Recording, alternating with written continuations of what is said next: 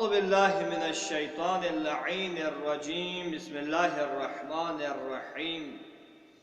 قال الله تبارك وتعالى في كتابه المجيد: بسم الله الرحمن الرحيم.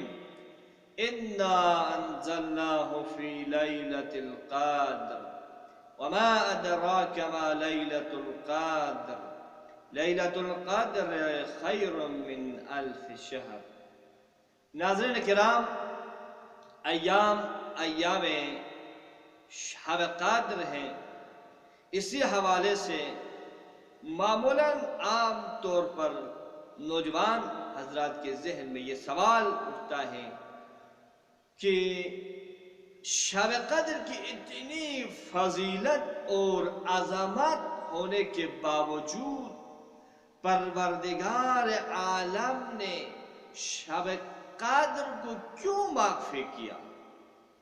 جی تو دیکھیں عزیزان من، پروردگار عالم نے فقط شب قدر کو مخفی نہیں کیا، بلکہ کئی چیزوں کے اندر مخفی رکھا ہے، جیسے کہ اپنی رضا اور خوشنودی کو اطاعتوں اور عبادتوں میں مخفی رکھا، تاکہ لوگ تمام عبادتوں کو انجام دیں اور تمام اطاعتوں کی طرف رخ کریں.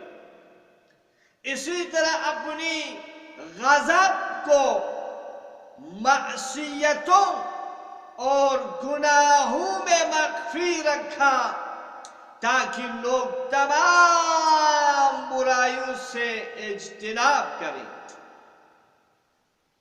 اسی طرح انسان کو اپنے مرنے کے اپنے موت کے وقت سے بے خبر رکھا، یعنی انسان کے موت کے وقت کو اس سے مخفی رکھا. چنانچہ قرآن میں ارشاد ہوا: وَمَا تَدْرِي نَفْسٌ بِأَيِّ أَرْضٍ تَمُوتُ، تاکہ انسان ہمیشہ آمادہ و تیار رہے. اسی طرح پروردگار عالم نے شب قدر کو ان 3 راتوں میں مخفی کیا، تاکہ انسان، تاکہ مسلمان، تاکہ مؤمن ان 3 راتوں کی عبادت کو انجام دے سکے، ان 3 راتوں میں موجود منقول اذکار کو پڑھ سکے. دوسری بات یہ ہے کہ اگر پروردگار عالم شب قدر کو معین کر دے تو اللہ کی رحمت مخصوص اسی ایک رات میں نازل ہوتی. تو اگر کوئی شخص کسی وجہ سے اس رات کو درک نہ کر سکے تو وہ پورا سال اس رحمت مخصوصہ سے محروم رہ جاتے.